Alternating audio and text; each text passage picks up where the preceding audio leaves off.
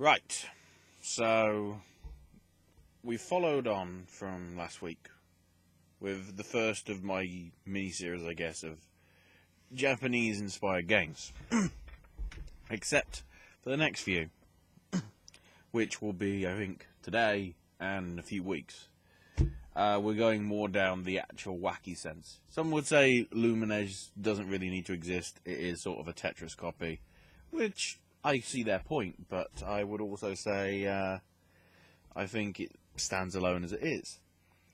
The next one certainly cannot be considered that. And this, and I don't know whether this is a proper guilty pleasure rather than a hidden gem. I don't know. But I'm talking about SOS: The Final Escape. Originally released in Japan as, make sure I get the name right, Zetai Zetsumetoshi.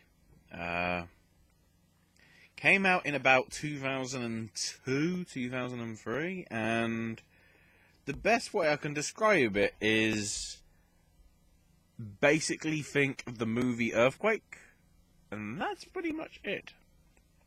It's like San Andreas, probably, more than likely. Except there's a hidden, well, it's not really hidden, there's a subplot that gets involved, really sort of very similar in sense to the plot of Resident Evil Revelations, just that it isn't involving zombies. What it is involving, though, is crazy blubbing earthquakes. So, the whole idea is, and I'm actually going to have to get the manual out because this story gets a bit complicated at times. So, in some sort of alternate universe, 2001, after 10 years of being built in secret, the government announces the unveiling of Stiver Island. Basically, it's somehow they managed to take like a tiny little outcrop of rock that was sticking out of somewhere in the Pacific Ocean, and managing to turn it into a huge metropolis-like city, you know, with everything. You know, it basically says here how it's, you know, the fact that they've been able to do it well below cost and timetables considered with current methods of construction, and that because it's created, you know, they've created this genius wonder future city that everybody can live in, and you know, it's still referred to as City of the Future. We now move on, that's the backstory, to 4 years, which is current day 2005. So actually it's 2005, so but then it says here 2002, so hang on. I think it came out here in about 2005. I don't know, this might have happened in the English translation, because it took about 2 years at least for this to get ported over. Originally developed by Iren Software, and certainly the European version was published by AgeTech. So 2005, we have the character we play as, Keith Helm. He's basically going for his dream job interview, which is editor for the prestigious Town Crier newspaper. I guess that's sort of the equivalent of Wall Street Journal, New York Times, all that sort of thing. And, you know, he's never been to the city before, and he's making his way on, I think, like a commuter sort of hopper bus thing between the airport, and which is on a separate island, and the city itself. And then all of a sudden, the earthquake happens. And from there it goes very Japanese. So the whole idea is, one, you've got to survive, and two, you've got to help other people. Well, you don't have to help other people, because that is sort of optional side quest stuff. But helping other people gives you more of the backstory and makes it a lot clearer. The other big thing, though, is, and this is where it is pretty similar to Resident Evil, your inventory. Basically, the size of your backpack limits the amount of stuff that you can put in it. And sort of similar to certainly the old Resi Evils, I don't think it was entirely in Revelations, but it's been in other games. You have to make the stuff that you collect and take with you fit into the bag in sort of like various different shapes, because you can get bigger bags to basically provide you with more room for food, water, protective gear that you'll need, lots of things. There's various different, you can get trivial hats, but then you can also get like hard hats, which will help your defense. Well, not really defense, but protect you from certain things a lot more. Certain points you have to clamber across very tight spots. If you have gloves on, it means you have longer grip, and in certain cases the only way that you can get across certain places is by having the gloves with you, because you do have like a grip gauge in that sense. The other issue is first, you need water, and lots of it. The stupid thing is, and this is the sort of where I'm going in sort of, it's like Earthquake, because it's very B-movie. No water is safe somehow, apart from certain spots where there's like water fountains. That's safe water, and then you can top up your water, because obviously over time the first level goes down to 0, and then once it hits 0, you're gradually losing health all the time. And then there's a whole sort of mechanic as well regarding shouting to people to try and get their attention, to say, I'm here, where are you? And if you've got the right surround sound set up, I think it does sort of, if it's behind you, it will be where, to the left or to the right, whatever.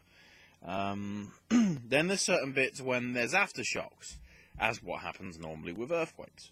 And then you have to brace yourself, basically put your hands on your head and get as low down as you can while the rumble's going. Otherwise, you're going to lose your footing at certain points. Also, there's other bits somehow where you have to hide. I can't remember where that was, but yeah. And then other times it just goes very sort of Indiana Jones-esque. There is one bit where a giant sort of Daily Planet globe thing falls off the top of the building and goes bounding towards you, and you have to run out the way of it, basically so you don't die. Because I didn't realise that, and I died. Good. The other weird thing, though, is there actually is alternative means of transportation. And by that, I don't actually mean vehicles. I just mean bicycles. You can have bicycles and ride around, because the city itself is pretty damn big. If you want to explore all of it, I think you do have to go through partial loading screens at some point. But you can go through all of it, because it's a very big space to explore. But realistically, it's sort of similar to something like a Jak and Daxter platformer, in which you've got to do certain aspects for that area. Then you might be able to have a choice of 2 or 3 possible places you could go, or could take the story down a different path one way than going the other. But by doing that, you do have to come back, from what I vaguely remember, to explore it completely and get the full story. Because all I'll say is, there is a conspiracy theory in place, which does, I think, prove to be true. And let's just say, this earthquake wasn't natural. That's all I'm saying. I don't want to spoil it too much, but it sort of is I don't know. It's nice and quirky. You know, you've got the hot sort of sophomore college chick, who, of course, even though they do have sort of American voices, do still look Japanese and Asian looking, relatively anyway. Then you've also got a high school girl who's in ludicrously tight pants, according to what she's got in here. She's searching for her brother. Then you've got Greg, who's a freelance photojournalist. That he sort of is the guy that it says perhaps it isn't natural, perhaps something else. And then there's other people. There's a doctor who works in the hospital. There's a police officer stationed in a police station, surprisingly.